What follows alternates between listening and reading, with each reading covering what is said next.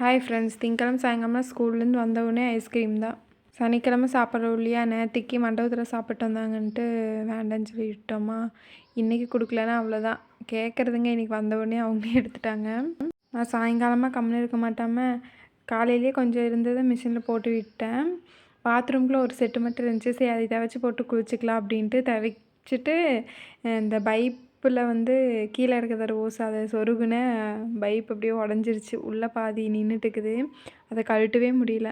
நான் gate வாலாம் of பண்ணிவிட்டு கம்முன்னு நின்றுட்டேன். அப்புறம் ஹஸ்பண்ட் வந்துட்டார்.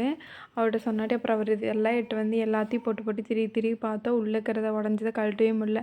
கடைசியில் அந்த தொட்டை கொக்கையும் இன்னொரு கம்பியும் வச்சு ரெண்டத்தையும் வச்சுனா டைட்டாக திருப்பினாட்டி கழட்டிட்டோம்.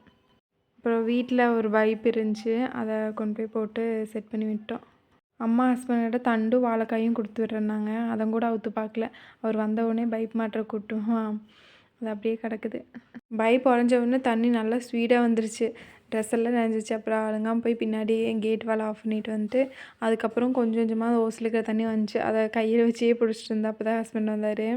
எல்லாத்தையும் மாட்டி முடிச்சுட்டு நானும் குளிக்க போயிட்டேன். இவங்க பாருங்க கிரிக்கெட் விளையாண்டுக்கிறாங்க. தீக்ஷித் நல்லாவே அடிக்கிறேன். இப்போது 2-3 பால் நல்லா அடிக்கிறேன்னு சொல்லிட்டா போதும், ஒரே குசி ஆயிடுறது. அதுக்கப்புறம் நல்லாவே அடிக்கிறான். சரி, எனக்கு மட்டும் யாருமே போட மாட்டேறீங்க பால் அப்படின்னு சொல்லி சொல்கிறது. அவன் சொல்கிறது அழகாக இருக்குது. எனக்கு மட்டும் யாருமே போட மாட்டேறீங்க அப்படிம்பான். அப்புறம் அவனுக்கு கொஞ்ச நேரம் பால் போட்டு அம்மா என்னென்ன கொடுத்துருக்குறாங்கன்னு பார்க்கலாமா.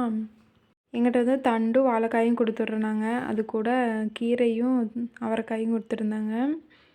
அப்புறம் இந்த ஸ்நாக்ஸு நேற்றுக்கு அக்கா வீட்டு காது ஊத்தில் காலையில் காது ஊற்றும் போதே அக்காவோட ஃபோனை என்னோடய பேக்கில் போட்டுட்டான்.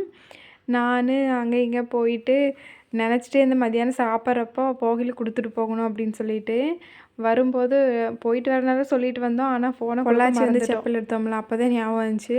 அப்புறம் ஃபோன் பண்ணி கேட்டனாடி தம்பிக்கு, சரி அந்த ஃபோன் அவ்வளோக்கா யூஸ் பண்ணுறதில்ல, ஃபோன் பேசுறதுக்கு மட்டும்தான் நான் மறுபடியும் வாங்கிக்கிறேன் அப்படின்னு சொல்லி சொன்னாங்க. சரி, இப்போ சித்தி வீட்டுக்கு தான் போவாங்க நைட்டு காது முடிஞ்சு. நாளைக்கு ஒத்தக்கால் மண்டபம் அக்கா ஊருக்கு போகையில் அப்படியே வந்தாங்கன்னா நாங்கள் யாரோ ஒருத்தவங்க போய் கொடுத்துக்கலாம், இல்லை அவங்களே அன்றைக்கி தான் ஊருக்கு போகிறாங்களாம்மா. போகிற வழியில் அக்கா ஃபோன் வாங்கிட்டு நிறையா ஸ்நாக்ஸ் வாங்கிட்டு இருந்தா, தேன் மிட்டாயும் முறுக்குமே. அதை தான் சாப்பிட்டு சமையல் செய்ய வந்தாச்சு. நைட்டுக்கு தோசையும் கடலமுத்து சட்னியும் அரைச்சிக்கலான்ட்டு கடலமுத்தெல்லாம் வறுத்து போன வாரமே நைட் ஷிஃப்ட்டாக ஒரு நேரம் தான் சாப்பாடு கொண்டு போவாரா. சின்ன குக்கரில் அளவாக ஒரு கலவை வச்சு தாளிச்சு வர பகல் ஷிஃப்ட் 2 நேரம் சாப்பாடு கொண்டு போகணும். நிறைய சாப்பாடு வச்சுட்டேன். காலையிலத்துக்கு பணியாரம் சுட்டு கொடுத்துட்டேன். சாப்பாடு ரொம்ப மிச்சம். இவரெல்லாம் கொஞ்சம் தான் சாப்பிடுவார். இவருக்காக இவ்வளோலாம் சாப்பாடு ரொம்ப மிச்சமாயிடுச்சு. காலையில் வறுத்துக்கலான்ட்டு புளிப்பருத்தி